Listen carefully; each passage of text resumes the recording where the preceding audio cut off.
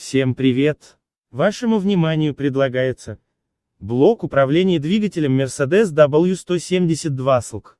Серийный номер производителя A271 150 03 91. Блок управления двигателем для Mercedes W172 SLK 2011 модельного года, М271, деталь находится в Санкт-Петербурге.